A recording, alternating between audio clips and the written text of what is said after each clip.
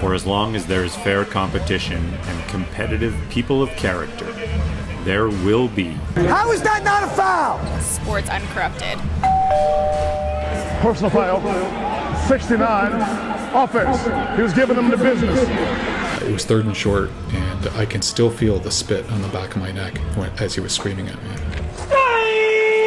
You can't do that! Dallas spelling number 10. My name's Gary Bird. I am Canada's Olympic referee for wrestling. Probably about 4,000, between 3,500 and 4,000. Yeah, a lot of games. Episode 4! You don't notice them. Maybe all you do is notice them. Look at that! Look at that! Call the foul, stupid! That's not happening in my game. Okay, coach, you've had your say. Referee, a person in charge of a sports game who makes certain the rules are followed. I don't think we met before, but I'm the referee on this field, not you. Stick to your job and I will do mine. If I hear you shouting for anything again, I'm going to be penalising you. Back you go and get on with the game. Where would sport be without them?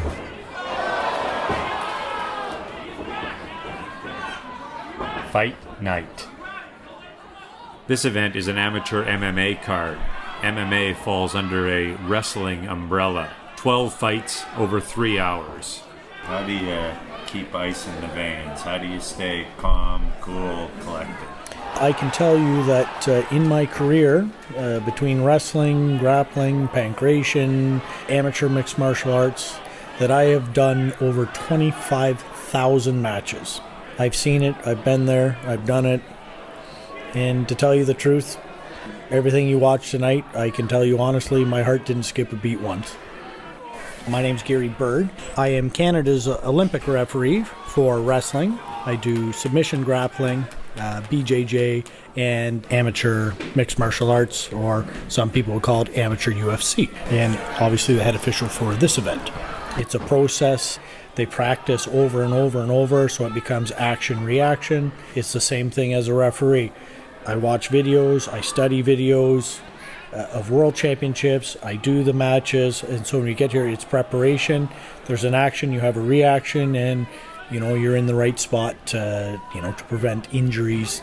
That type of thing is very important, right? Right. It's amateur sport, and nobody makes money off of this, and they've got to go to work the next day. For Bird, when you get in the ring and want to ultimately stay in the ring, you make it happen. I always wanted to go to the Olympics as an athlete. I came up as a wrestling background. I had some injuries and things that kind of set me back and didn't make that happen. So 20 some odd years ago, I said, well, we're going to have to go at this a different way. And I started my officiating career. And at one point in time, amateur UFC or amateur mixed martial arts was under the wrestling umbrella. And so that's where we had our start and did multiple world championships and so on and so forth with that, and submission grappling and pancration and a bunch of different things. And it's kind of morphed itself into where we are today, something a little bit different. There were crushed egos among some of the fighters who lost, but no knockouts or injuries. For Bird, another successful event. For the athletes, it's, I want to be in UFC, I want to win a medal, I want to. What do you want to do? I want to see them on the top of the podium. I want to see Canada as the number one mixed martial arts country in the world. And I just love to be part of the athlete's journey, and being an athlete that was at a high level myself, I understand the commitment, I understand the sacrifice, and it's nice to be part of their journey. When I'm not a referee, I'm a sales broker. I have my own business, and my boss is very good. He lets me have all the time off in the world. I need to go and do these things. Oh, that's right, I'm my own boss. Bless him. Number 99 of the defense, after he tackled the quarterback, he's giving them business down there at the 15-yard penalty. I knew I was one of the guys that was hard on refs, so I wanted to see the other side of it.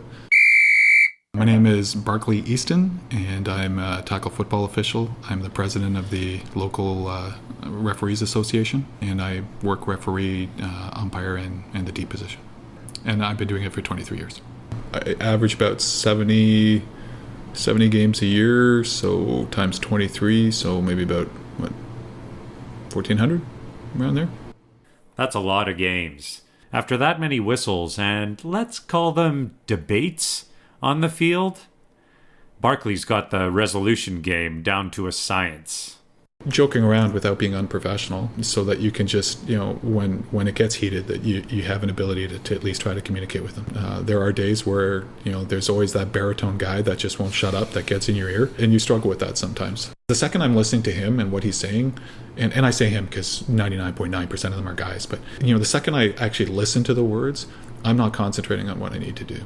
According to Barkley, football may have a ref retention problem. Okay, how much longer do I really want to do this? And how much longer do you want to be yelled at as a hobby? The numbers to be shared later don't look promising. That's a jump ball? That was a 3 or 2. You too far away to even see it. Now we move from 1,400 career games as a ref way up. When you're on the court and playing, you're a player. Shut your mouth. When you're a fan in the stands watching your child, niece or nephew or whoever, you're a fan. Shut your mouth. And when you're on the court and reffing, you're a ref. You're not the coach. You're not the player. You're not the, it's your job. And so you really have to work hard at compartmentalizing those roles and knowing those roles and sticking to them. Just what you have to do. I've reffed over 25 years, so 4,000 games, 5,000 games? Probably about 4,000, between 3,500 and 4,000, yeah. A lot of games. That's Nadine Crowley. She played, Dad was a basketball ref, and soon enough, so was she. A lot of the coaches, when I started refereeing, were teammates of mine, were people that I played against or played with. So I was fortunate to be able to come in at a different level. And those are the female coaches. We still have the majority are male coaches. However, I think that you come in with maybe a little bit more sort of level of competence when you've played the game. Because you know the game, right? And you know what the players are trying to do in the game. So you're not catching up, you're not learning on the fly. So that's helpful. Right, and so being able to know and anticipate what they're doing, I understand what's happening, so I can look for certain things, and that makes a huge difference. I think that makes a big difference in your judgment, because judgment in officiating is huge, and it's something you really can't teach. Crawley was a basketball official for national and international events, and now works with the World Basketball Federation (FIBA) as a commissioner and supervisor. She's off to France in June for an Olympic qualification tournament. I'm giving feedback to the officials about their game and trying to develop their game and enhance it, and helping my boss, who is the head of officials in the Americas, with that process. In November I was in Chile teaching at a camp for potential officials, and so it's giving back, and it's teaching, it's interacting with a new crop of officials, and in a different way, right? As opposed to blowing my whistle on the court, I'm assisting them with some of my experience, I guess. So it's fun. Wherever I go, I can call somebody up. Hey, I'm in town. Can we get together? And that's wonderful, right? And I've got some lifetime friends, that group of a core group of women that we still keep in touch, and they've gone on, they've had kids and moved jobs and sickness and in health, and we just we're there for each other, and that's the best thing to me. This is a job that doesn't pay you anything, but the payoff is the friendships and the life skills, the life lessons. With those skills, are transferable to my work, as a social worker and mediator. Crowley today is north of 50, but looks like she could still play and maybe score 20. She'd be the first to suggest her career soft skills constantly come in handy on and more recently around the court. A lot of times people have a bad game, get people yelling at them, they want to quit. You know, you want to throw in the towel. But yeah, you always have to fall back on, why am I doing this? I'm doing it for the love of the game, to stay in the game. Like I said, I played, but then I tore both my Achilles, and it's like, well, no more playing days, Nadine, so it's time to do something different. So, you know, I just seriously thought about reffing, and the other reason, is that the refereeing community is dominated by men. And I found that men would referee women different than how they'd referee guys. And so that used to drive me crazy. That just, you know, a little bit of contact, they're blowing their whistle. Well, we can fight through contact just like guys can, you know. We don't want our game stopped all the time. We want flow. We want, you know, and it wasn't happening. And so, you know, I wanted to make sure that every time I stepped on the floor, I was giving those girls the best game that they could have. Sports Uncorrupted. I notice you're out here playing tonight, soccer in a dome in March. Not so nice outside. Why do you do this? Because we love the game. We play all year, 365, indoors, outdoors. We're old and it shows, but I'm not injured, so I'm happy I get to play again tomorrow, sort of thing. That's all I have to look at it. Get a good run in. So what I was brought up with, all the guys were from England and Scotland and Ireland, and they were all coaches. And they just fostered the love of the game, and I've always had it since then, since I was a kid, 6, 7 years old. This is less organized, so it's pickup, no referees, lower fees, don't have to wear shin pads, and you go for a beer afterwards. What is it about the game that keeps you interested? Camaraderie, coaching the kids. I'm just going to keep playing until I drop. I play in over 50 league, and I coach under 9 girls. Just love to do it. Sports Uncorrupted. Ben Hodge umpired his way through college. I would umpire high school baseball doubleheader during the day, and then I would go and do 2 local games at night, $200 a day, and I'm happy. You're going to make 500 decisions that day. Fair, foul, ball, strike, ejection, no ejection, safe, out. You need to want to do that. Today, an independent league baseball general manager, Hodge got behind the plate at a national tournament final one year. After a decade of strike zones, occasional arguments, and thousands of decisions, the assignment proved not to be the game changer Hodge had hoped. Your prime assignments are gold medal plate, semifinal plate, and then the bases, obviously. So everyone wants that gold medal plate.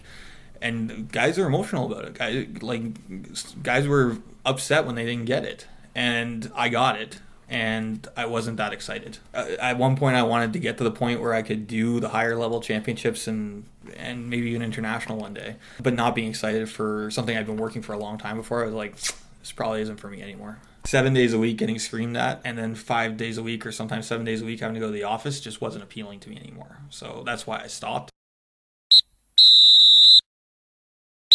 Barclay Easton, the football ref of 23 years with a great sports name, says his sport has a problem retaining refs.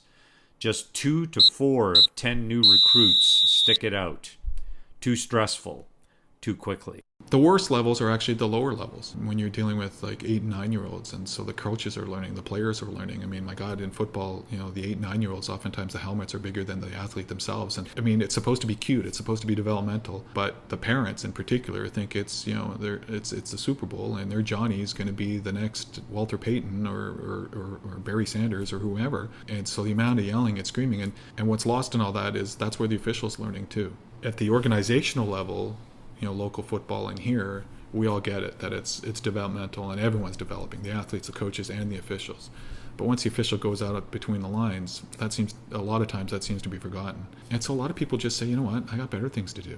This is not what I signed up for. Football certainly is viewed a lot differently than it used to be. I've got a 10-year-old myself, and much to the football community's chagrin, I was just as happy when my kid said, no, you know what, I don't want to play football. So it'll be interesting to see where football goes. You know he's getting angry, you know it's not going well, so you know he's going to explode. That's a jump ball? If you do stick it out, through the highs and lows and criticism and travel and friendships, the payoffs to being a ref can be huge. Crowley says apply common sense, communicate, and please, just let them play. Refereeing is not about blowing your whistle. Okay, it's there's so many opportunities where you don't need to blow your whistle. It's about managing. It's about game control, and you don't need to blow your whistle to have that. What is your best ref moment? 2006 was my best year. 2006, I got an invitation from FIBA to go to the Women's World Championships in Brazil.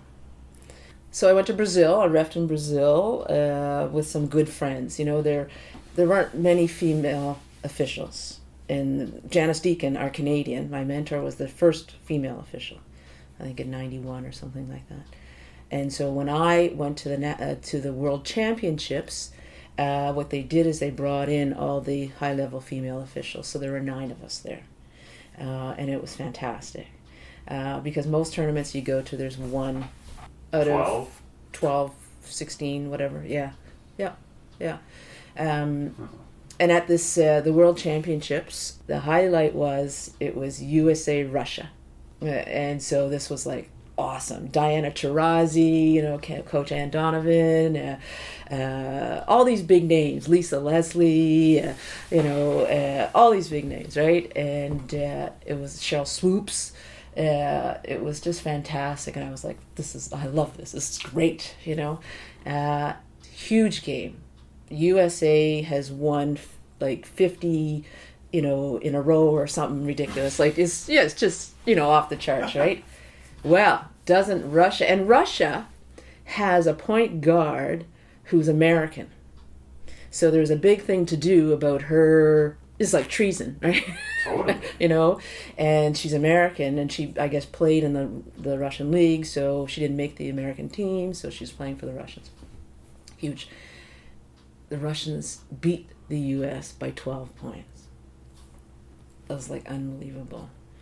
That for me was a real highlight, in my career. All these, these people you've watched on TV in the WNBA, and and now you're working with them and reffing with them, and they're trash talking you, and I'm trash talking them, and we're joking around, right? And they didn't know my name, but it was just fantastic being on the court and being there, and that was a great year. That was wonderful. That's how the referee calls it, out of bounds. Joe doesn't think he stepped out of bounds. He's sure he didn't. What would a good sport do now? What would you do? Let's hope you'd think of the first rule of good sportsmanship. Play fair.